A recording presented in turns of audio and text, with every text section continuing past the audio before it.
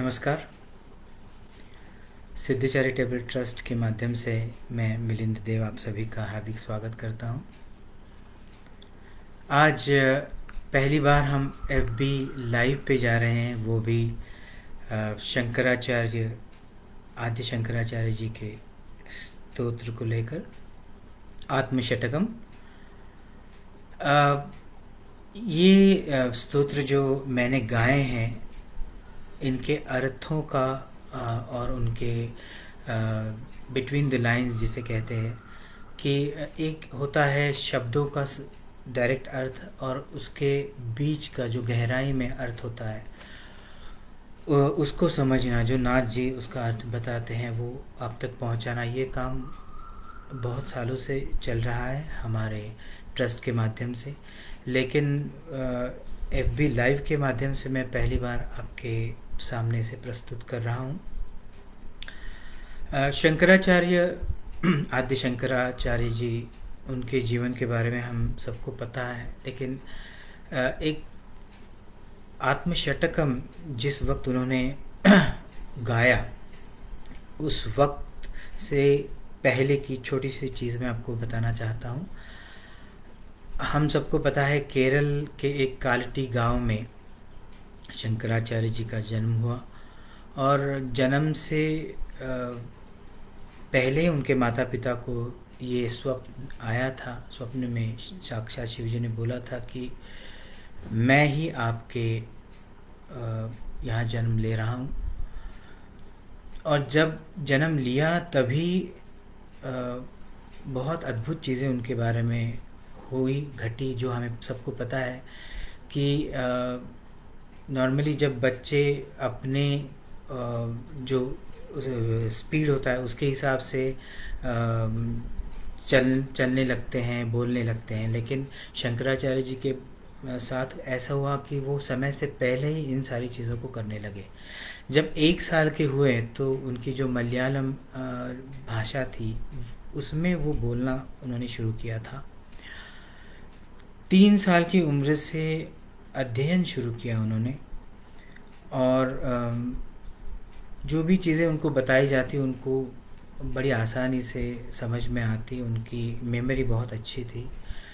5 साल की उम्र में उनका उपनयन संस्कार हुआ और आगे 3 साल में जितना भी वेदों का अध्ययन था, बाकी भी जितना भी अध्ययन था, वो सारा उनका पूर्ण हुआ था। उनके पिता का देहांत हुआ। उसके बाद आध्यात्मिक जगत में आगे जाने के लिए उनका मन बहुत उत्सुक था और इसीलिए वो घर से बाहर निकले। वो कथा जो है मैं विस्तृत में नहीं बता रहा, आप पढ़ सकते हैं। लेकिन अपने गुरु को ढूंढते हुए वह केरल से इतनी छोटी उम्र में नर्मदा किनारे चले गए। 10-11 साल के रहेंगे, इतनी छोटी उम्र में वो अपना केरल का घर छोड़ के, अपनी माता को छोड़कर गुरु को ढूंढने के लिए नर्मदा किनारे चले गए। अब कितने किलोमीटर्स चलते हुए वो गए होंगे, आप सोच सकते हैं। और उनको बताया गया कि गोविंद यति जो उनके गुरु रहे, वो नर्मदा किनारे के पास उनका आश्रम है। तो उनको ढूंढते वो आश्रम के नज़दीक गए। तो एक गुफा में उनके गुरु जो थे गोविंद यति, वो बैठे थे और गुफा का जो मुंह जो था बहुत छोटा सा, जैसे एक झरोखा होता है छोटा सा, 4-5 इंच का ऐसे छोटा सा झरोखा था। तो उसमें से उन्होंने झांक के देखा तो गुरु बैठे थे। तो उनको नमन किया। गुरु ने उनकी तरफ देखा और पूछा कि आप कौन हो। तो उन्होंने ऐसा नहीं कहा कि मैं केरल के कालटी गांव में अपने माता पिता का लड़का हूँ शंकराचार्य। उन्होंने कहा चिदानंद रूपम शिवोहम शिवोहम। चित आनंद स्वरूप जो है, शिव तत्व है, वो मैं हूँ। गुरु ने क्या पूछा और उसका जवाब क्या देना है, ये इतनी छोटी सी उम्र में उनको समझ में आता है तो उनकी दिव्यता, उनकी महानता इसी से हमें समझ में आनी चाहिए। गुरु भी इतने अ, बड़े थे कि उनको बहुत अच्छा लगा कि एक इंसान का वेश धारण किए हुए, ये शरीर एक वेश ही है, इसको धारण किए हुए जो आत्म तत्व है वो स्वयं को जानता है। तो गोविंद यति ने उनको गले से लगाया, फिर उनके साथ शिक्षण प्रारंभ हुआ, शिक्षा प्रारंभ हुई, और वेदों का अध्ययन और वेद उपनिषद सबको एक साथ एक ग्रंथ के स्वरूप में सही तरीके से सामान्य जनों तक पहुंचाने का काम करने का आदेश उनके गुरु ने उनको दिया। जब हमें पूछा जाता है कि हम कौन हैं, तो नेचुरली हम अपनी यहाँ की इस शरीर की जो आइडेंटिटी हमें दी गई है उसी के साथ हम रहते हैं और वही हम बताते हैं। अगर मैं सोया हूँ, गहरी नींद में भी हूँ और मुझे किसी ने जगा दिया मेरे नाम से, तो मैं झट से जगता हूँ, क्योंकि वो नाम मेरे सिर्फ शरीर पर ही नहीं है, मेरी आत्मा पर भी जैसे गूंदा गया है। ये अपना जो यहाँ के अस्तित्व के नाम से हम स्वयं को जानते हैं, वो जानने की प्रक्रिया से दूर होना, यही अध्यात्म की सबसे बड़ी जिसे कहते हैं कि बड़ा अचीवमेंट है। अगर वो पा लिया तो हम सारी चीज़ों से मुक्त हो जाएंगे और आगे की दिशा में बढ़ते जाएंगे। ना जिसे अपग्रेडेशन कहते हैं, वो अपग्रेडेशन यही है कि जब इस देह में हम आते हैं तो कोई हमें नाम दिया जाता है, कोई सरनेम दिया जाता है, माता या पिता का नाम हमारे साथ जुड़ता है, और उसके बाद हमें कोई ना कोई नाम से, कोई ना कोई टैग से पूरे जीवन भर आइडेंटिटी मिलती है और उसी के साथ हम चलते हैं। लेकिन हमारे अगर मन में इस तरीके का भाव या जागृति हो, अवेयरनेस हो कि जो भी मुझे दिया गया है वो अनंत काल तक नहीं रहने वाला, 50, 60, 70, 80, 100 या 120 साल तक रहेगा। अगर 120 साल की उम्र तक आप जिंदा रहें, जब तक जिंदा है तब तक आपको ये अलग अलग टैग दिया जाएगा। जब इस शरीर से हम बाहर निकलेंगे तो ये सारे टैग्स उसी क्षण ख़त्म हो जाते हैं और हम कहते हैं कि जो इंसान मर गया उसकी बॉडी को उठा के हमको जलाना है या दफनाना है। तो ये सारे टैग एक ही क्षण में हमसे छीन लिए जाते हैं। ये जगत, मैंने पिछले सारे साधना के बीच में जो डिस्कोर्सेस हुए उसमें भी बताया गया कि ये जगत लेन देन के हिसाब से चलता है। जैसे आपने अगर सांस ली तो उसमें से आपने ऑक्सीजन ले लिया, तो उसके बदले में आपको कार्बन डाइऑक्साइड जगत को वापस करना होता है, क्योंकि वो कार्बन डाइऑक्साइड किसी के लिए जैसे पौधे हों उनके लिए ऑक्सीजन जैसा काम करते हैं, उनके लिए वो ऑक्सीजन है। तो हम कुछ चीज़ लेते हैं तो बदले में कुछ देना पड़ता है। तो ये लेन देन का नियम जहाँ पे है, वहाँ पे जन्म लिया है तो बाद में शरीर जन्म के लिए हमने इस्तेमाल करने के लिए लिया है 5 तत्वों से, तो बाद में जब ये शरीर छोड़ के जाना है तो ये 5 तत्वों को अपने 5 तत्व वापस देने पड़ते हैं। इन 5 तत्वों से बना ये शरीर, और पंच प्राण है, पंचवायु है, पंचकोश है, सप्त धातु है, बहुत सारी चीज़ें हैं। इनसे ये शरीर बनता है और इनसे ये शरीर चलता है। तो ये सारी चीज़ें एक साथ जुड़कर आती हैं, और जब इसका समय ख़त्म होता है, काल ख़त्म होता है, तो ये सारी चीज़ें फिर से वापस जहाँ से लेके आए हैं वहीं पे चली जाती हैं। तो जैसे कहा गया है ब्रह्म सत्य जगन मिथ्या, तो मिथ्या का ये मतलब नहीं है कि झूठ, मिथ्या का मतलब है, मिथ धातु है इसमें, मतलब दो चीज़ें जुड़कर एक चीज़ बनी है। तो जो चीज़ें जुड़कर बनी है वो एक दूसरे से कभी ना कभी अलग होने वाली है। तो जो जुड़कर आई हैं वो मिथ्या है, मतलब एक भ्रम है, एक भासात्मक जिसे कहते हैं, एक भास है वो। जैसे ये शरीर है, बहुत सारे अणु रेणु परमाणु के कॉम्बिनेशन है, और ये चमड़ी जो है, ये चमड़ी भी पृथ्वी तत्व से बनी है। उसके भी दो चमड़ी के जो छोटे छोटे कण हैं, उन कणों के बीच में और उसके अंदर आकाश तत्व है। ये चमड़ी में जैसे एक वेट फील है, सूखा नहीं है, तो ये पानी जल के वजह से है। ये जैसे होता है ना, कोई इंसान जब मर जाता है या कोई प्राणी मर जाता है तो उसकी स्किन ड्राई होती है, फिर डीकम्पोज होने लगती है, क्योंकि उसमें अग्नि तत्व उसमें से निकल गया। तो इसको बांधने वाली चीज़ होती है पृथ्वी तत्व, अग्नि तत्व, जल तत्व। तो ये चार जो चीज़ें हैं वो चीज़ें आकाश तत्व में बांधी गई हैं, और आकाश तत्व उनके अंदर और बाहर है, उनको समेटे हुए। तो ये आकाश तत्व में ये चार चीज़ें जैसे जैसे एक दूसरे से अलग होना शुरू होती है तो डिकम्पोजिशन उसको हम कहते हैं। तो हर एक चीज़ में ये चार तत्व हैं, और ये चार तत्व आकाश तत्व, पृथ्वी, वायु, जल और अग्नि, ये चार तत्व जो हैं, और बाकी के जो मैंने बताया कि पंच प्राण है, पंचकोश है, पंचवायु है, सप्त धातु है, ये सारे इन चार तत्वों में है, सम्मिलित हैं। उनके साथ ही ये सब शरीर का काम होता है। और ये तत्व आकाश तत्व उनके अंदर और बाहर है, और उसी से ये सब कुछ बंधा हुआ है।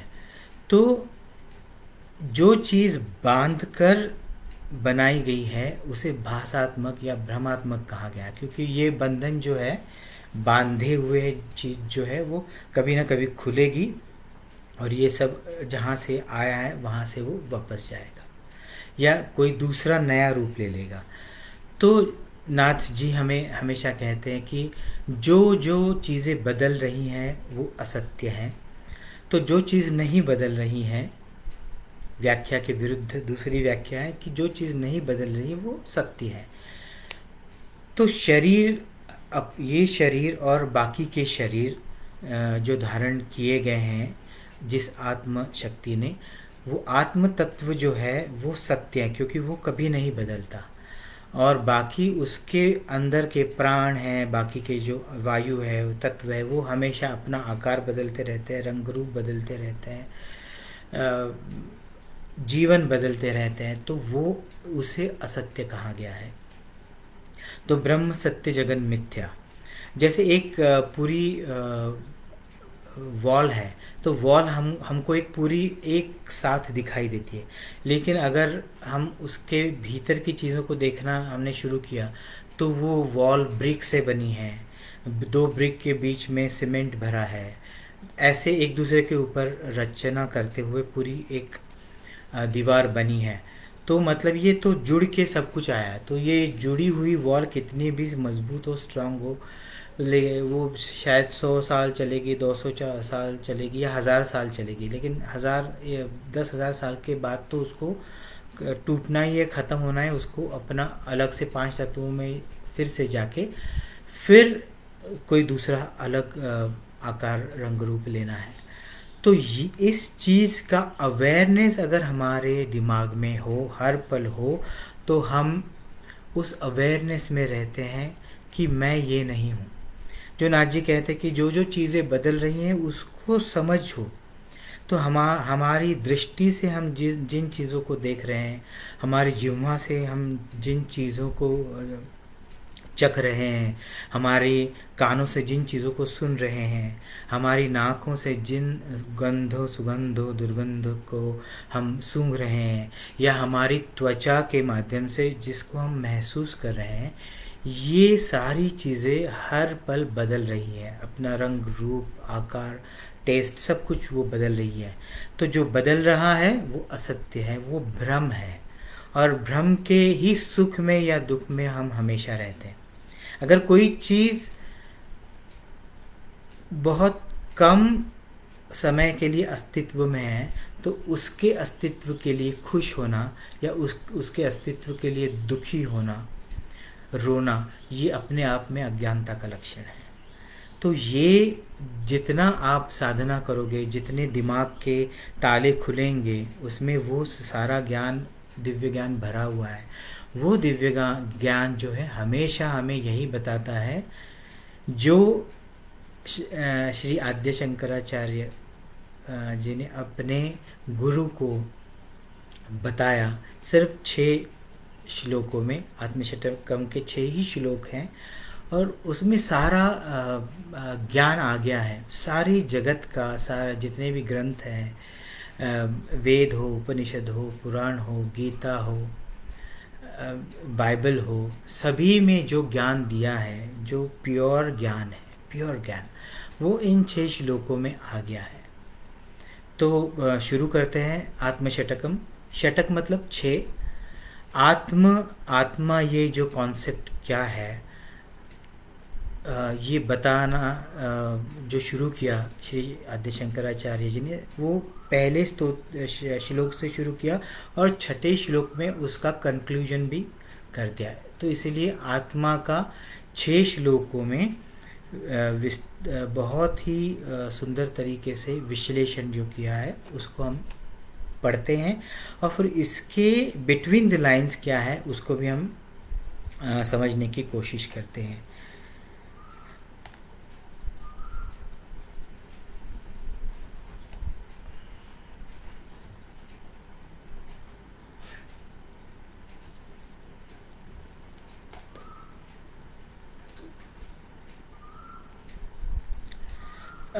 पिछले किसी सेशन में शायद मैंने बताया था, वो सेशन कुछ टेक्निकल प्रॉब्लम की वजह से पूरा रिकॉर्ड नहीं हुआ था। उसमें से 10-15 मिनट का जो पार्ट था, मैं ये शुरू करने से पहले बताना चाहता हूँ कि उसमें मैंने 4 अंधों की बात बताई थी, जो कथा हम सबको पता है कि इस जगत में, जैसे नाथ जी कहते हैं कि 100% में से 90% जो लोग हैं वो अज्ञानता की वजह से जनन मरण के चक्र में घूमते रहते हैं, और किसी एक चीज़ का उनका मोल्ड बना हुआ है, और उसी मोल्ड में अगर कोई चीज़ बैठती है तो वो सही कहते हैं, उस मोल्ड में वो चीज़ बैठती नहीं तो वो उनके लिए गलत हो जाती है। तो ये मोल्ड बनाना ही एक अज्ञानता का लक्षण है, और उसी मोल्ड को लेकर हम पूरे जीवन में सही और गलत की पहचान जो बनाते हैं, वो हमें मुक्ति से या मोक्ष से बहुत दूर लेके जाती है। क्योंकि मोल्ड खुद ही एक लिमिटेड चीज़ है। मोल्ड मतलब, जब मैं मोल्ड कह रहा हूँ तो हमारे विचार धारणा जो है उसका मोल्ड जो मैं बता रहा हूँ, ये सिर्फ एक जन्म का नहीं होता है। बहुत जन्मों में हम जिस तरीके से व्यवहार करते हैं, विचार करते हैं, अपने स्वार्थ की पूर्ति के हेतु से जो भी चीज़ें करते हैं, उसके हिसाब से जो एक धारणाएं बनती जाती है, वो धारणा एक मोल्ड जैसे बन जाता है। और उस धारणा में जब कोई चीज़ बैठती नहीं है तो हम उसे गलत कहते हैं, उस धारणा में कोई चीज़ बैठती है तो हम उसे सही कहते हैं। और हम सही और गलत इन्हीं चीज़ों में अपना पूरा जीवन जीते हैं, अपना पूरा जीवन उसी में ही वेस्ट कर देते हैं। तो विचारों से मुक्त होना परम शक्ति, क्योंकि परम शक्ति जिसे हम कहते हैं वो अचेत है, वो अनगिनत है, जिसे हम कहते हैं कि इनफाइनाइट है। तो उसको एक छोटे से आकार में या एक छोटे से मोल्ड में बिठाकर उसकी व्याख्या करना और उसी व्याख्या को सही समझ के आगे बढ़ना, यही अज्ञानता का लक्षण है। तो यही आत्मशतकम में जो बताया गया है, इसे समझना पड़ेगा। अगर ये शरीर मैं नहीं हूँ या जो भी चीज़ मैं नहीं हूँ, ऐसे इस आत्मशतकम में कहा गया है, तो बाकी की तो चीज़ें वो भी अस्तित्व में नहीं है। यही आत्मशतकम की सबसे बड़ी उपलब्धि है। इसे अगर हम समझते हैं तो मुझे लगता है कि ज्ञान के दरवाजे खुलेंगे। वो जो मैंने बताया कि चार लोग जो होते हैं उनको उनकी आंखों पर पट्टी बांध के हाथी के पास उनको छोड़ दिया जाता है। ये सबको कहानी पता है। तो ये चार अंधे नहीं है, उनके आंखों पर पट्टी लगाई है। तो कोई अंधा वो जो पट्टी लगाया हुआ अंधा बना है, वो हाथी के पाँव को हाथ लगाता है, कोई उसके शुंड को हाथ लगाता है, कोई उसके कान को हाथ लगाता है, कोई उसकी टेल को हाथ लगाता है। तो और उसको लगता है कि हाँ, ये जो प्राणी है ये खंबे की तरह है या ये सूप की तरह है। अलग अलग जिसको जो हाथ लगा रहा है चीज़, उसको वो देख नहीं पा रहा है, क्योंकि अज्ञानता की पट्टी उसके आँखों पर चढ़ी है। तो उसको उसका जो सत्य स्वरूप है, वो स्वरूप उसको समझ में नहीं आ रहा है, दिखाई नहीं दे रहा है। तो अपने हिसाब से अपने प्राणमय कोश, मनोमय कोश और विज्ञानमय कोश, ये कोश हम सभी को पता है। उसमें विज्ञानमय कोश मतलब जिस कोश में हमने जन्म जन्म से या इस जन्म में जो भी पढ़ा है, सुना है और अपने दिमाग के लेवल के हिसाब से उसको समझा है, वही इन्फॉर्मेशन निकाल के उसको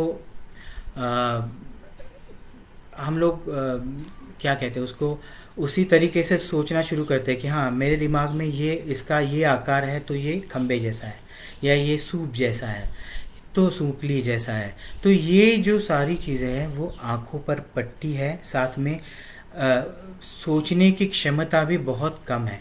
तो नाजी कहते हैं कि 100% में से 90%, मतलब 100 लोगों में से 90 लोग आप पकड़ लीजिए, वो इस जन्म मरण के चक्र में अपने मोल्ड के कारण, अपनी संकुचित विचारों के कारण, थॉट प्रोसेस के कारण उसी जन्म मरण के चक्र में घूमते रहेंगे। 10 लोग जो हैं उनमें से 8 या 9 लोग हैं वो साधना के मार्ग पे खुद को देखेंगे। अब ये 90 जो लोग मैंने बताए 100 में से, ये लोग क्या करेंगे, इनमें कुछ तो पूरे अज्ञानी हैं जिनको ऐसे अध्यात्म क्या है या ग्रंथों में भी उन्होंने पढ़ा, कुछ लोगों ने पढ़ा होगा, वो बड़े पंडित भी रहे होंगे, लेकिन जैसे शंकराचार्य कहते हैं कि पढ़त मूर्ख, मतलब बहुत सारे ग्रंथ पढ़े हैं, कोई भी लाइन आपने पूछी तो वो लाइन उनको पता है कि कौन सा मंत्र, कौन सा श्लोक कौन से ग्रंथ में है, उसका नंबर क्या है, उसकी फर्स्ट लाइन क्या है, सेकंड लाइन क्या है, इतना सारा डिटेल बताएंगे। बहुत अच्छी मेमोरी, बहुत अच्छी बुद्धि है उनकी, लेकिन उसका इस्तेमाल करना या आगे बढ़ना ये वो कभी नहीं करते। उनको सब पता है, लेकिन एक नम्रता होती है, एक प्रेम होता है, एक निस्वार्थता होती है।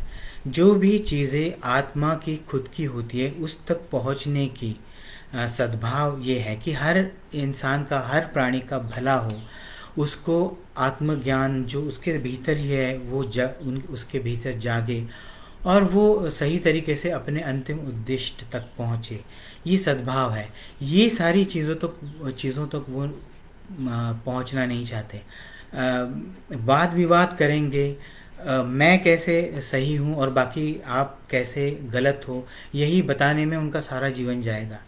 लेकिन उन्हें ये समझ में नहीं आता कि ये जीवन ऐसी चीज़ों के लिए गंवाने में, व्यर्थ गंवाने के लिए नहीं है।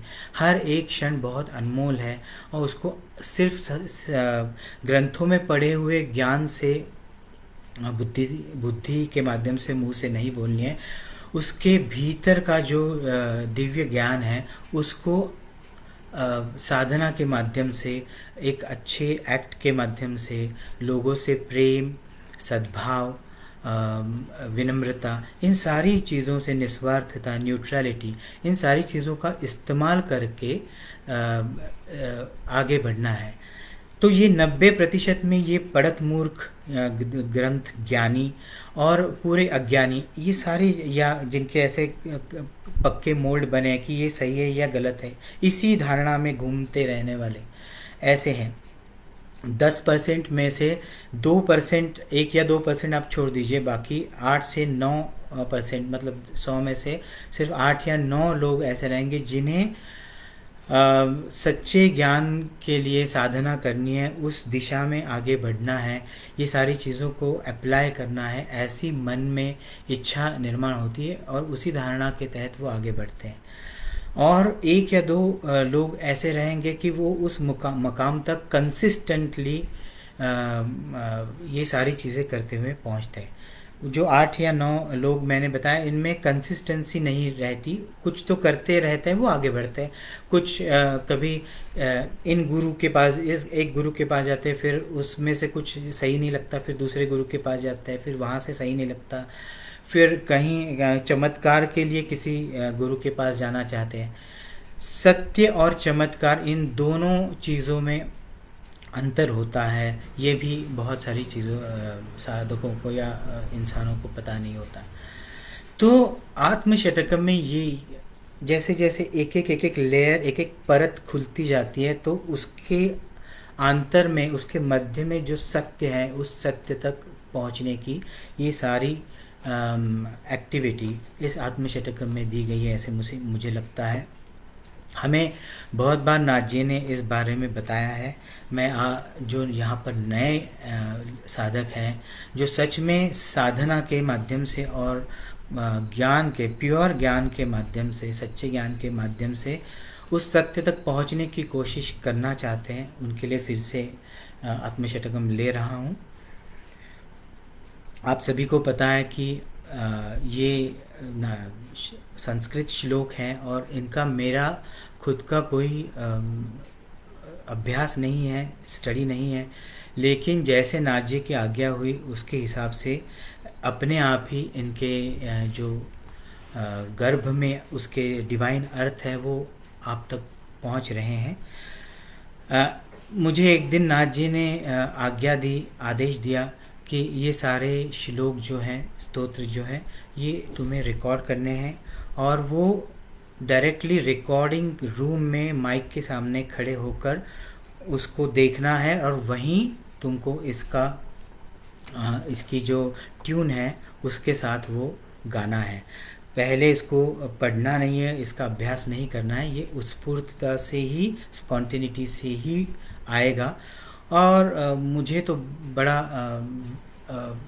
भय लग रहा था, एक तरीके से भय, मतलब कि मैं ये रिकॉर्ड कर पाऊँगा या नहीं, इसकी धुन क्या होगी, इसके वर्ड्स क्या होंगे, क्योंकि संस्कृत इतना तो मैंने पढ़ा नहीं, जो स्कूल में थे तभी हमने थोड़ा बहुत पढ़ा है।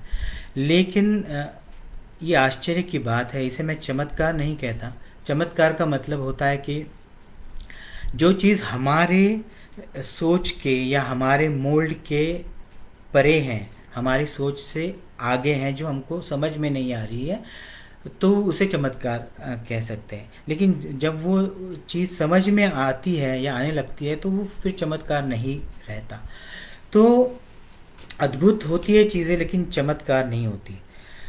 जैसे जब एरोप्लेन का शोध लगा, उसके पहले आप देखिए, अगर किसी ने बताया होता कि हवा में एक लोहे की बहुत बड़ी मशीन है, वो हवा में यहाँ एक जगह से दूसरी जगह 300, 400 या 500 लोगों को उड़ा कर लेकर जाती है, तो जिसने वो कभी देखा नहीं, सुना नहीं, उसको तो लगेगा कि अरे ये तो कुछ भयंकर चीज़ है, या तो ये कुछ अद्भुत चीज़ है, चमत्कार ही है।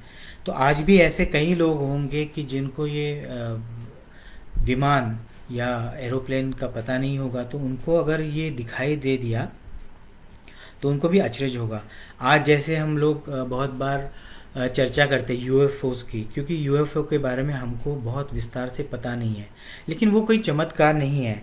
जैसे यहाँ पे एरोप्लेन्स है, वैसे ही दूसरे अस्तित्व के जो जगत है वहाँ से वही एरोप्लेन उड़ के यहाँ पे आते हैं, उनको यूएफओ, अनआइडेंटिफाइड वो चीज़ें कहा जाता है। तो यहाँ पे कोई चीज़ चमत्कार नहीं है, हमारी सोच के, हमारे ज्ञान से जो बढ़कर ऊपर चीज़ है उसे हम चमत्कार कहते हैं। तो नाजी हमेशा यही कहते हैं कि उन चमत्कारों के पीछे मत जाओ। चमत्कार जो दिखाई देता है उसके भीतर जो ज्ञान छुपा है उस ज्ञान की तरफ जाओ, क्योंकि अंत में ये ज्ञान ही हमें इसका उपयोग होगा, बाकी किसी चीज़ों का नहीं। तो आत्मशतकम की तरफ आते हैं। एक 11 साल का 10-11 साल का लड़का जो केरल से नर्मदा किनारे पहुंचा, जहाँ पे एक भाषा भी अलग होती है, वहाँ का रहन सहन अलग होता है, क्लाइमेटिक कंडीशंस अलग होती है, और सारे आसपास के लोग भी वो नहीं हैं।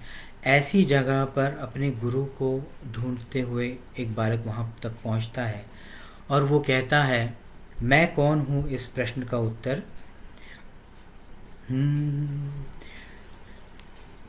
मनोबुद्धि अहंकार चित्तानि नाहं, न च श्रोत्र जिह्वे न च घ्राण नेत्रे, न च व्योम भूमिर्न तेजो न वायु, चिदानंद रूप शिवोहम शिवोहम,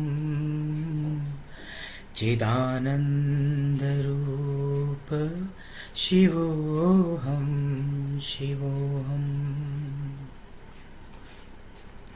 मन, बुद्धि, अहंकार और चित्त न अहम। जब पूछा कि आप कौन हो, तब उन्होंने पहला जो लाइन कहा वो है, मैं मन, बुद्धि, अहंकार और चित्त ये नहीं हूँ।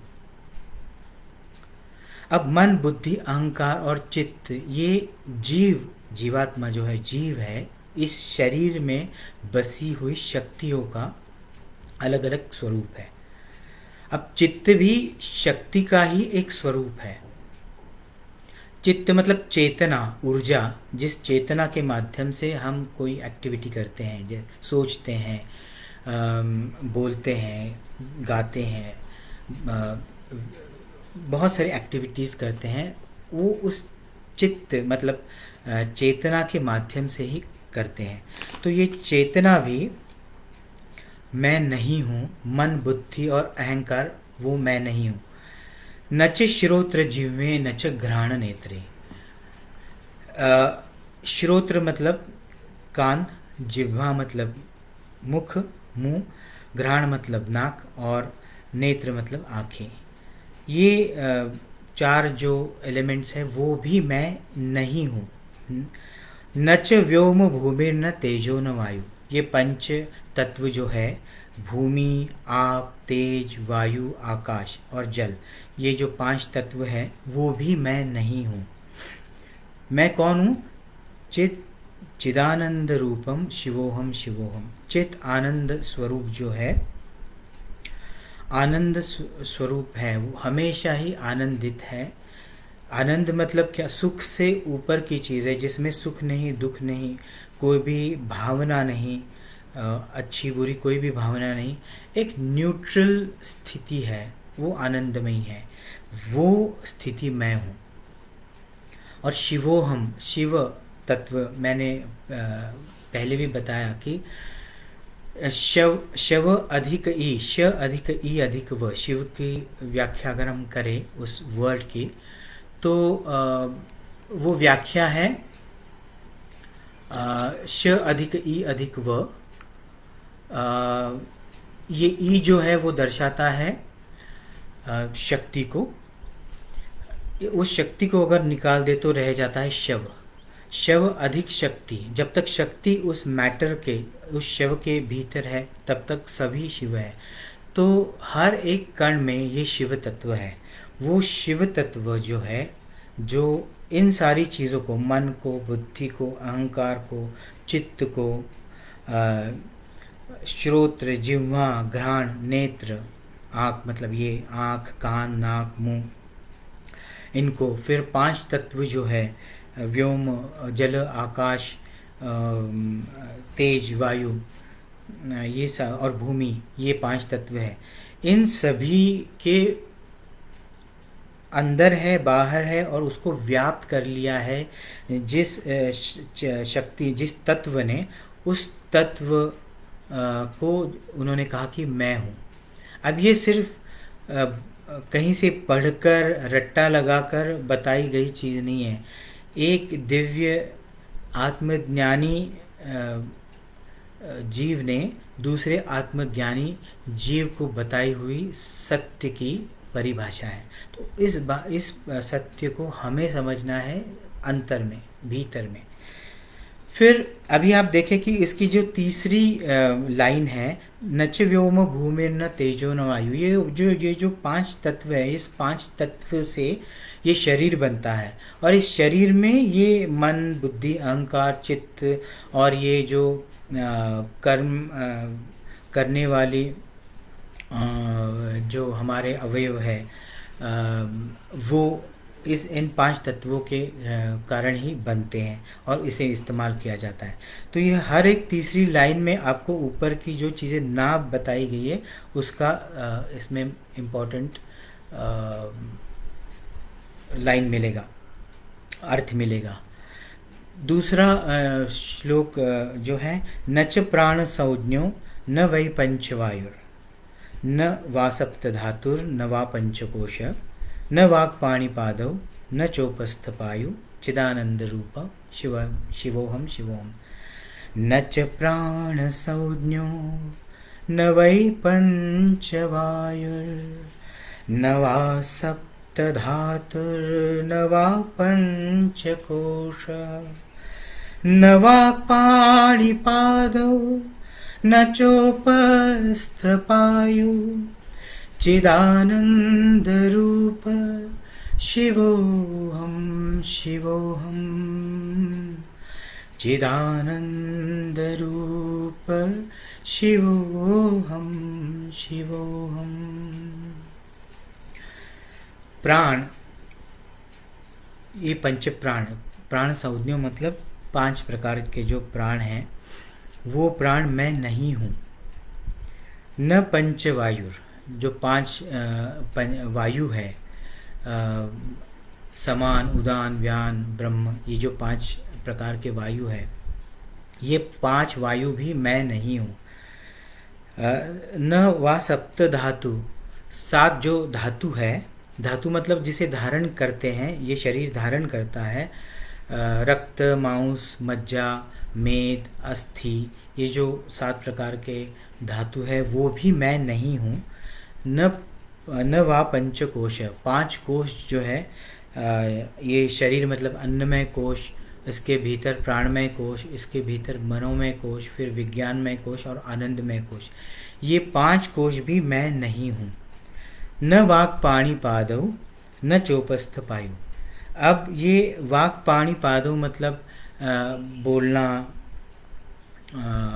ये जो 5 प्रकार की चीज़ें हम करते हैं, हाथों का इस्तेमाल करते हैं, मुख का इस्तेमाल करते हैं, पाँव का इस्तेमाल करते हैं, तो ये जो 5 प्रकार के अवयव हैं जिसका हम इस्तेमाल कर रहे हैं, वो भी मैं नहीं हूँ।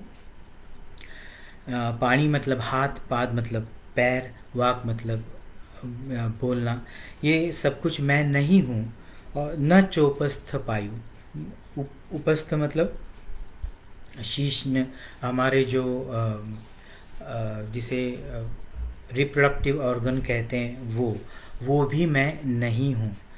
तो अभी ये तीसरी लाइन में भी जो दिया है उसी का संदर्भ हम ऊपर ले सकते हैं कि ये चीज़ें हैं, उसको चलाने के लिए ऊपर की जो प्राण है, वायु है, धातु है, कोश है, ये सारी चीज़ें अगर हाथ, पैर, उपस्थ, ये सारे अवयव रहेंगे तभी ये सारी चीज़ें, ऊपर की जो चीज़ें मैंने बताई, वो उनके माध्यम से काम करती हैं।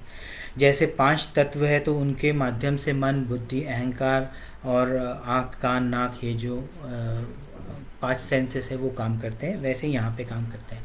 तो धीरे धीरे एक एक परत खुल रही कि ये मैं नहीं हूँ, ये मैं नहीं हूँ, ये मैं नहीं हूँ, करते करते तीसरे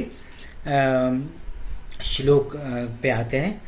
न मे द्वेष रागौ न मे लोभ मोहौ मदो नैव मे नैव मात्सर्य भाव न धर्मो न चार्थो न कामो न मोक्ष चिदानंद रूप शिवोहम शिवोहम चिदानंद रूप शिवोहम शिवोहम। न मे द्वेष रागौ न मे लोभ मोह। इसका तो सही सही अर्थ हम सबको समझ में आता है। द्वेष और राग किसी व्यक्ति का द्वेष करना, ये करने वाला जो मन है, बुद्धि है, ये मैं नहीं हूँ, वो जीव मैं नहीं हूँ। न मे लोभ मोह, लोभ करने वाला या मोह करने वाला जो जीव की जो एक मानसिकता होती है, उसके मन में ये हर एक चीज़ का कि ये चीज़ मुझे चाहिए, हर एक चीज़ का लोभ होता है, उस किसी चीज़ के प्रति मोह होता है या किसी इंसान के प्रति द्वेष भावना होती है। तो या राग मतलब एक अटैचमेंट की भावना होती है, उसे वीतराग जैसे कहते हैं, उसमें भी राग का मतलब है एक अटैचमेंट। तो ये मैं नहीं हूँ। मदो नैव में नैव मात्सर्य भाव। मद मतलब एक मद मतलब उसे ऐसे इस वर्ड में कह सकते हैं कि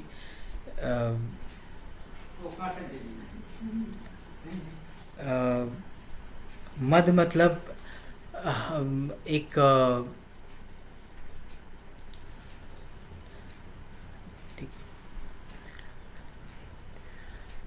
किसी को मद चढ़ता है, जैसे हम कहते हैं कि ही इज़ वेरी स्टबर्न, इसको चर्बी चढ़ना हम कह सकते हैं कि वो चर्बी चढ़ना, जिसे स्वयं के सिवा बाकी दूसरे लोग या बाकी दूसरे जीव बहुत छोटे लगते हैं, या जिसे बाकी जगत के लोग मूर्ख लगते हैं या गरीब लगते हैं, वो मद से उसके बुद्धि पर मद चढ़ा है, ऐसे हम कहते हैं।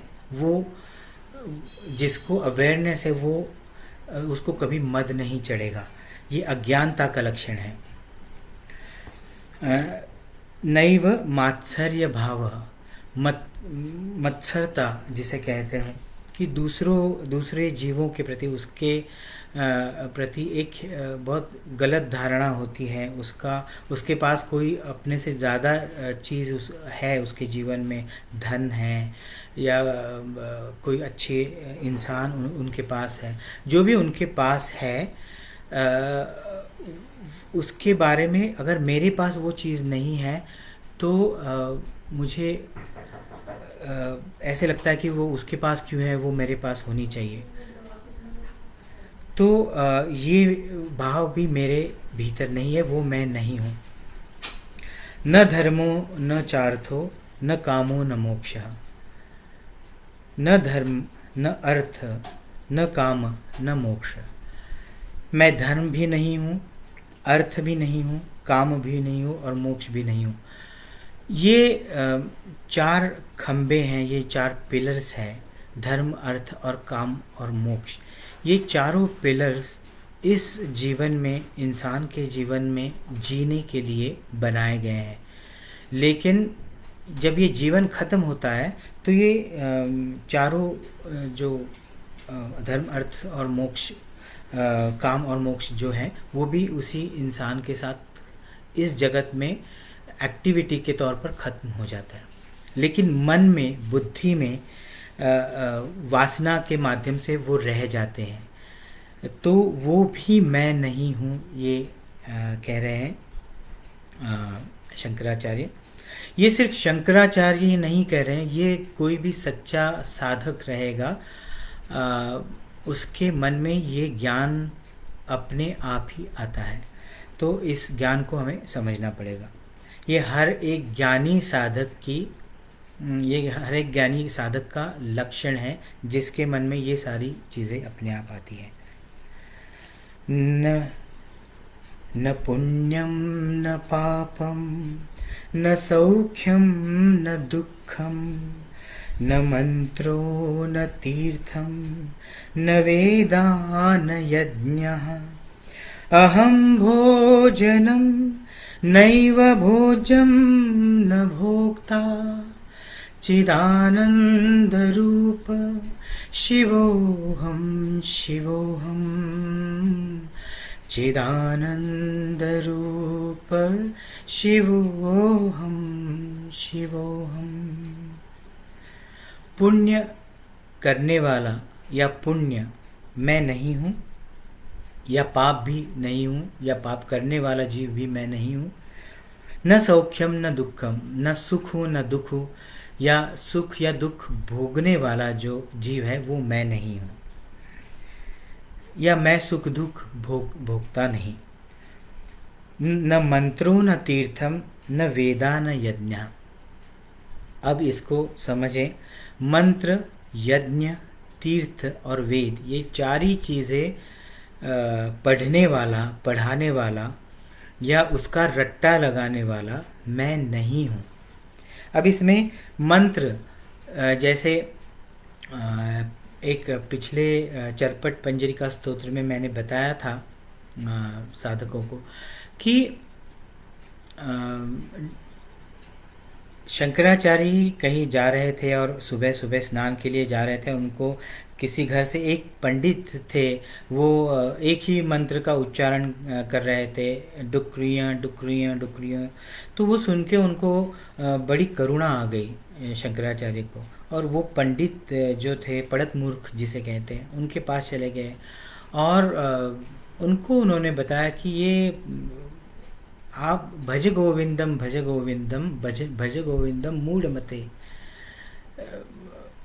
आप उस परम शक्ति को सरेंडर करो और उस शक्ति के ज्ञान को समझने की कोशिश करो। इन मंत्रों को रट्टा लगाने से आपको आत्मज्ञान नहीं होगा। तो जैसे ज्ञानेश्वर जी कहते हैं, एक ओवी तरी अनुभव आई, तो उसका अनुभव लेना चाहिए, उसका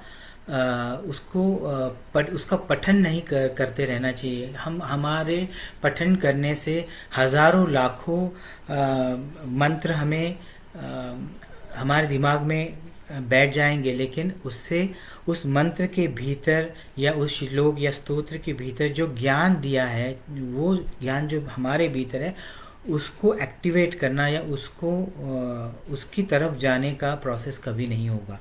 तो न मंत्रो न तीर्थम न वेदा न यज्ञ। अभी मंत्र तो मैंने बताया। तीर्थ मतलब क्या? ये तीर्थ क्षेत्र, इसके बारे में ही बताया गया। अलग अलग मंदिरों में जाना, सिर्फ भगवान की मूर्ति की पूजा करना, ये करने वाला वो जीव मैं नहीं हूँ। न वो मंत्र का पठन करने वाला मैं हूँ, न वेद न यज्ञ मैं हूँ। अभी ये वेद मैं नहीं हूँ और यज्ञ भी मैं नहीं हूँ, उसके परे जो है वो मैं हूँ। तो मंदिरों में भगवान की मूर्ति जो है, वो मूर्ति एक सिंबल है, दिखा रही है कि मेरा अस्तित्व जो इस छोटी सी मूर्ति में है, ये एक जो हर एक कण में मैं बसा हूँ, वही सिंबॉलिकली एक मूर्ति में दिखाया गया है। लेकिन हमें मूर्ति को ही पकड़ के नहीं रखना है। मूर्ति को हम जब सामने देखते हैं तो उसका ये जो छोटा स्वरूप है, उस स्वरूप का अनंत स्वरूप कितना है, उसका अंदाज़ा आता है। जैसे एक छोटा सा मॉडल हम किसी राजमहल का या किसी बड़ी बिल्डिंग का मॉडल देखते हैं। आज के युग में हम देखें तो जो कोई बड़ी सोसाइटी बन रही है तो उसका एक पहला मॉडल बनाया हुआ होता है, और वो मॉडल को देख के हमको पता चलता है कि अरे ये बहुत सारे फ्लैट्स इसमें रहेंगे, ये गार्डन्स रहेंगे, फिर अलग अलग फैसिलिटीज़, अम्यूनिटीज़ कैसे कैसे रहेंगी, ये एक छोटे से मॉडल में दिखाया जाता है। और उससे हमें अंदाज़ा आता है कि ये कितना इसका भव्य स्वरूप होगा और कैसा होगा वो। यही चीज़ मूर्ति में भी होती है। जब मूर्ति को देखते हैं तो एक मॉडल है कि वैश्विक जो चेतना है या अचेतन उसका स्वरूप है, अनंत का स्वरूप है, वो कितना बड़ा है, उसको एक दिखाने के लिए सारे ऋषि मुनियों ने या जो भी संत महात्मा हैं उन्होंने उसका एक छोटा सा मॉडल बनाया। सबसे पहले हमें ये पता है कथा के माध्यम से कि एक ऋषि थे। वो ऋषि और उनकी पत्नी उन्होंने ब्रह्म, विष्णु और महेश, इन तीन अनुसया जो थी, महासती अनुसया, उनकी कथा हमें पता है। उन्होंने तीन ब्राह्मणों के वेश में आए, जो ब्रह्म, विष्णु, महेश थे, शक्तियाँ थी, उनको एक छोटे से बालक के स्वरूप में ढाल दिया। अब ये सारी कथा हमें यही बताती है कि जो अनंत शक्ति है, उस शक्ति को एक बालक स्वरूप में, मतलब एक छोटे से मूर्ति में बदल दिया, बाल मूर्ति में बदल दिया। ये बाल मूर्ति उस अनंत शक्ति का एक छोटा सा रूप है। उस रूप से हमें अपने अनंत तत्व तक पहुंचना है। ये बार बार मैं इसीलिए बता रहा हूँ क्योंकि अज्ञानता के कारण हम इन चीज़ों को समझते नहीं हैं और गलत धारणा में हम अपना पूरा जीवन वेस्ट कर देते हैं। तो मैं न मंत्र हूँ, न तीर्थ हूँ, न वेद हूँ, न यज्ञ हूँ। अहम भोजनम नैव भोज्यम न भोक्ता, चिदानंद रूपम शिवोहम शिवोहम। जो भोजन है वो भोजन बनाया हुआ जो है वो भोजन मैं नहीं हूँ। भोक्ता मतलब उसको खाने वाला भी मैं नहीं हूँ, और भोजन जिस माध्यम से खाया जा रहा है वो भोज्य भी मैं नहीं हूँ। तो मैं इन सभी तीनों भोजन, भोज्य और भोक्ता के परे जो अनंत तत्व है, चित आनंद स्वरूप शिव जो तत्व है, वो शिव तत्व मैं हूँ। न मे मृत्यु शंका न मे जाति भेदः, पिता नैव मे नैव माता न जन्म, न बन्धुर्न मित्रं गुरुनैव शिष्यः, चिदानन्दरूप शिवोऽहं शिवोऽहं, चिदानन्दरूप शिवोऽहं शिवोऽहं। मृत्यु की शंका मतलब मृत्यु का भय जिसे है वो मैं नहीं हूँ। मुझे मृत्यु का कोई भय नहीं है। न में जाति भेद है। जाति या वर्ण भेद तभी होता है कि ये ब्राह्मण है या ये वैश्य है या ये शूद्र है या ये गोरा है या ये काला है या अच्छा है बुरा है। ये भेद तभी होता है जब अज्ञान होता है। जब अज्ञान हट जाए तो दिखता है कि अमीबा से लेकर डायनासोर या उससे भी कोई बड़ा प्राणी हो या कोई भी मानव जीव हो, कोई भी जीव हो इस जगत में, हर एक जीव के भीतर एक ही शक्ति है और वो शक्ति ही सबके होने का मूल स्रोत है। वो शक्ति स्वयं कुछ नहीं करती लेकिन उसके होने से सब कुछ घटता है। यही शक्ति को आत्मशक्ति कहा गया है। और यही शक्ति जो छोटे आंशिक रूप में है वो जब अनंत स्वरूप में हमें समझ में आती है, उसे हमने शब्दों में बताया है कि वो परम शक्ति है। तो मृत्यु का भय मुझे नहीं है। मृत्यु का भय जिस मन में या जिस बुद्धि में, वो बुद्धि या मन या अहंकार जिसमें मद है, वो अहंकार मैं नहीं हूँ। अहंकार अहम ऐसा आकार, मैं कोई हूँ, मैं ज्ञानी हूँ, मुझे सब कुछ पता है, दूसरे मूर्ख हैं, उनको कुछ पता नहीं। ये अहंकार भी अज्ञानता का ही लक्षण है। और जब तक ये लक्षण है तब तक वहाँ पे ज्ञान नहीं आ सकता है। मुझे कुछ नहीं समझ में आता, क्योंकि मैं तो समुंदर में से एक छोटी सी पानी की बूंद हूँ। वो समुंदर इतना बड़ा है, वो ज्ञान का समुंदर इतना बड़ा है, उसमें से एक छोटा सा अंशिक हूँ। जब मैं अपने मूल समुंदर के भीतर समा जाऊंगा, वो बूंद उस समुंदर में गिर जाएगी और वो समुंदर हो जाएगी, तभी फिर तो कोई अहंकार रहेगा ही नहीं, क्योंकि सभी जगह मैं ही हूँ। तो अहंकार दिखाना किसे है? किसी को भी नहीं दिखा सकते। तो अहंकार मतलब कोई एक आकार है, मैं हूँ वाला। और परम तत्व में कोई ऐसा आकार ही नहीं है, क्योंकि मैं ही मैं हूँ।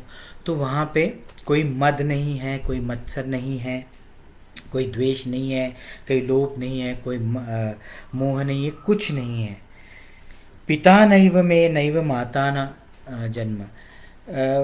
मुझे मृत्यु है ही नहीं, मैं कभी मर ही नहीं सकता, इसलिए मुझे कोई जन्म, मैं कभी जन्म लेता ही नहीं। अगर मैं जन्म नहीं लेता तो मेरे माता नहीं है ना पिता है,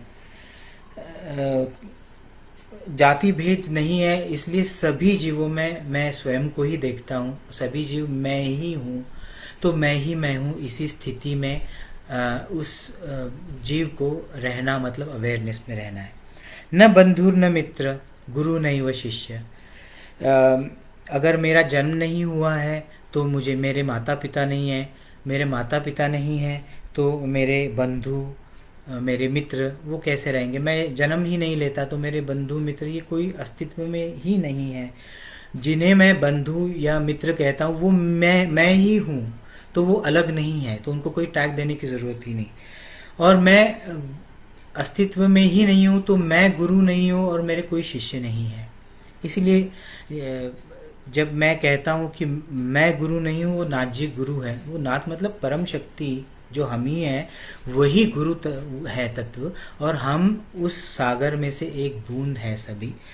मैं सिर्फ एक वॉइस हूँ जो उनका कहा हुआ बताया हुआ आप तक पहुँचाने का एक ज़रिया हूँ, और आप मतलब मैं ही हूँ। ये समझना थोड़ा डिफ़िकल्ट होगा, क्योंकि हमें इस तरीके का ट्रेनिंग नहीं दिया गया है जन्म से, बचपन से, इसीलिए ये थोड़ा कंफ्यूजिंग हो सकता है। लेकिन इस पर चिंतन करने के बाद या इसको बार बार सुने तो आपको नाथ जी क्या कह रहे हैं वो समझ में आएगा।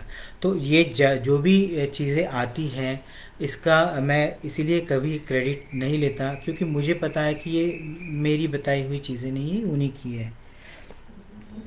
अहम निर्विकल्पो निराकार रूपो विभुर्व्याप्य सर्वत्र सर्वेन्द्रियाणि सदा मे समत्वं न मुक्तिर्न बन्धः चिदानंद रूप शिवोहम शिवोहम चिदानंद रूप शिवोहम शिवोहम। अहम निर्विकल्पो निराकार रूपो। मैं कौन हूँ? जिस निर्विकल्प मतलब निर्विकल्प, जिसकी कोई कल्पना नहीं कर सकता, जो कल्पना में नहीं उसको ले समझ सकता, ऐसा निर्विकल्प हूँ। निराकार हूँ, जिसका कोई आकार नहीं, जिसका कोई रूप नहीं, ऐसा निराकार स्वरूप है मेरा। विभुर व्याप्य सर्वत्र सर्वेन्द्रियाणि। विभु मतलब विशेष रीति से मेरा अस्तित्व है, मतलब मैंने जन्म नहीं लिया, मेरी मृत्यु नहीं होती, मैं पहले था, आज हूँ और उसके बाद भी मैं हमेशा ही रहूँगा। मेरे लिए पास्ट, प्रेजेंट और फ्यूचर ऐसी कोई चीज़ अस्तित्व में है ही नहीं। ये सारी चीज़ें हम जब काल से जुड़ते हैं, समय से जुड़ते हैं, तभी अस्तित्व में आती है। और काल स्वयं ही एक ही चक्र में घूमता रहता है। तो इस काल के चक्र से परे बाहर हम जब निकलते हैं तो वहाँ पे पास्ट, प्रेजेंट एंड फ्यूचर ऐसा कोई है ही नहीं। तो आत्मज्ञान मतलब है इस पास्ट, प्रेजेंट एंड फ्यूचर से बाहर निकलना। तो आप किसी भी कल्पना से, किसी भी चीज़ से मेरी कल्पना नहीं कर सकते कि मैं ऐसे रूप में हूँ या ऐसे रंग का हूँ, ये कल्पना आत्म स्वरूप के लिए हो नहीं सकती, या कोई भी आकार आत्म स्वरूप को दिखा नहीं सकता। विशेष रीति से मैं अस्तित्व में हूँ, इसीलिए मैं ऐसे नहीं दिखता। मतलब आत्म स्वरूप जो है, आत्मा, आत्मशक्ति या परम शक्ति है, वो ऐसे दिखती नहीं, लेकिन वो हर एक प्राणी में है, और उस जीव में, उस जीव के माध्यम से वो व्यक्त होती है। लेकिन व्यक्त होती है तो वो कोई रूप में व्यक्त नहीं होती, अव्यक्त, अरूप में, निर्विकल्प ऐसे स्वरूप में ही वो व्यक्त होती है। और उसे समझने के लिए आँख, कान, नाक, मुंह और ये टच, ये जो सारे सेंसेस है, पंच प्राण, पंच वायु, पंच सप्त धातु, ये सारी चीज़ें हैं, वो विचार, मन, बुद्धि, अहंकार, ये सब चीज़ों को बाजू में रख के उससे जुड़ना है। इसी को ध्यान कहते हैं। ध्यान मतलब फोकस होना। तो इस जगत में हमारा अस्तित्व हम इस शरीर को मानते हैं। फिर इस शरीर में ये शरीर 5 कोशों से बना है, 5 प्राणों से बना है, 5 वायु से बना है, सप्त धातु से बना है, मन, बुद्धि, अहंकार, चित्त से वो चल रहा है। और इसमें बहुत सारे इमोशंस है। तो ये सारी चीज़ें हम लोग जब बाजू में रखते हैं तो कुछ नहीं है, ऐसी स्थिति में हम जाते हैं। तो वो स्थिति में जो हम रहते हैं वही हम हैं, जो परम शक्ति है। तो उस शक्ति को पहचानने के लिए फोकस होना है, मतलब ध्यान लगाना है। तो इसे हमें समझना पड़ेगा। विभुर्व्याप्त सर्वत्र सर्वेंद्रियाणि। सर्वत्र मतलब हर कण में, हर जगह मैं ही हूँ, वो शिव स्वरूप हूँ, चित्त आनंद स्वरूप हूँ, वो मैं ही हूँ। सर्व इंद्रियों में मैं ही बसा हूँ, उसको व्याप्त कर लिया। सारे इंद्रियों के भीतर मैं हूँ, बाहर मैं हूँ, इंद्रियों के कण कण में मैं हूँ, इंद्रिय जो काम कर रहे हैं उसमें भी मैं हूँ। लेकिन वो इंद्रिय मतलब मैं नहीं। सदा में समत्वम न मुक्तिर्न बंध। सदा में समत्वम, समत्व, इस स्थिति में मैं हूँ, न्यूट्रल, बैलेंस्ड, ऐसी मेरी स्थिति है तत्व की। मैं किसी चीज़ को अच्छा या बुरा, सही गलत, ऐसी द्वैत भाव में कभी नहीं डालता। ये जो स्थिति है वो मैं हूँ, ये समझना पड़ेगा। न मुक्तिर न बंध, मुक्ति या बंधन, ये दोनों फिर द्वैत भाव हो गया। जहाँ बंधन आ गया उसके अपोजिट आता है मुक्ति। जिसे पता है कि ये शरीर का बंधन मेरे लिए नहीं है, क्योंकि शरीर में मैं हूँ और शरीर के बाहर भी मैं ही हूँ, तो बंधन जैसी कोई चीज़ नहीं है, तो मुक्ति जैसी भी कोई चीज़ नहीं है। लेकिन इसे पहचानना, जानना मतलब अवेयरनेस में रहना, और उसे भीतर में जगाना मतलब आत्मज्ञान का जगाना है। तो मैं मुक्ति और बंध इनसे परे हूँ, और जो हूँ मैं चित आनंद स्वरूप हूँ, शिव हूँ, शिवोहम शिवोहम। तो अगर मैं क्या नहीं हूँ ये हमने समझ लिया, तो मैं क्या हूँ ये समझना बड़ा आसान है। तो जो मैं हूँ ये समझ लिया तो वो एक ही परम सत्य है, और उसी एक ही सत्य तक पहुँचना यही हमारे जीवन का लक्ष्य है, और उसे ही हम अपग्रेडेशन कहते हैं। और वो छोड़ के बाकी सारी जो चीज़ है वो बदलने वाली है, जिसे भ्रम कहते हैं, भास कहते हैं, वो मैं नहीं हूँ। हमें ये बार बार नाथ जी ने कहा है, तो अभी आप उसको समझ रहे होंगे कि जो भी चीज़ें हम देख रहे हैं, भुगत रहे हैं, समझ रहे हैं, वो सारी चीज़ों में से अगर मैं नहीं हूँ तो उससे डिटैच्ड होना है, और जो मैं हूँ उसमें उसको जाके अटैच होना है, और आत्मज्ञान उसी क्षण हमने पा लिया। अष्टावक्र नाथ गीता हमें पता है। अष्टावक्र को राजा जो जनक जो थे उन्होंने पूछा कि मुझे आत्मज्ञान कैसे होगा और कितना समय लगेगा आत्मज्ञान में। तो उसने जो अष्टावक्र मुनि थे उन्होंने कहा कि घोड़े की रिकब जो होती है जिसमें हम पाँव डालते हैं और घोड़े पे जाकर बैठते हैं, वो रिकब में पाँव डालने में कितना समय लगता है, उतने समय में आपको आत्मज्ञान होता है। मतलब फ्रैक्शन ऑफ सेकंड्स में आप रिकब में पाँव डाल दिया और घोड़े पे बैठ गए, वैसे ही आपको आत्मज्ञान हो गया और आप आत्मज्ञानी हो गए। लेकिन आत्मज्ञानी होने का लक्षण ये है कि सारे मोल्ड्स अपने फोड़ दिए। आउट ऑफ बॉक्स थिंकिंग आज जो टर्म कहा जाता है, वो आउट ऑफ बॉक्स थिंकिंग क्या है? आउट ऑफ बॉक्स मतलब सारे मोल्ड्स को तोड़ दो और मोल्ड के परे जो प्योरिटी का अस्तित्व है, अनंत का, इनफाइनाइट का अस्तित्व है, उस अस्तित्व को भीतर समझ लो। तो सारे मोल्ड्स तोड़ दिए, किसी को भला बुरा ये नहीं कहें, किसी को अच्छा बोलने के लिए झूठ मूठ की तारीफ ना करें, जो सत्य है सही है उसे कहने की कोशिश करें। और सबसे इम्पॉर्टेंट चीज़ है कि सरेंडर हो जाए उस शक्ति को, परम शक्ति को सरेंडर हो जाए, बड़े विनम्रता के साथ अपना जीवन जिए। बहुत सारे ऐसे लोग होते हैं कि उनकी मेमोरी अच्छी होती है, उनकी समझ अच्छी होती है, उनकी बुद्धि अच्छी होती है, बहुत सारे ग्रंथ पढ़ते हैं, उनको सभी कुछ चीज़ें याद रहती है, लेकिन तभी ये मद आ जाता है, मद आता है, तब आप बहुत अपने आप को सुपीरियर समझने लगते हो, दूसरों को इन्फीरियर समझने लगते हो और दूसरों को मूर्ख समझने लगते हो, ज्ञान सिर्फ मुझ में है ऐसे समझने लगते हो। यहीं पर हमें देखना पड़ेगा कि जो दत्त महाराज थे उन्होंने 24 गुरु किए। वो कैसे गुरु किए? तो एक चींटी, उससे भी उन्होंने ज्ञान प्राप्त किया। समुंदर के किनारे पे समुंदर को देखा, उनसे उन्हें ज्ञान प्राप्त हुआ। तो मधुमक्खी से उनको ज्ञान प्राप्त हुआ, हनी बी से।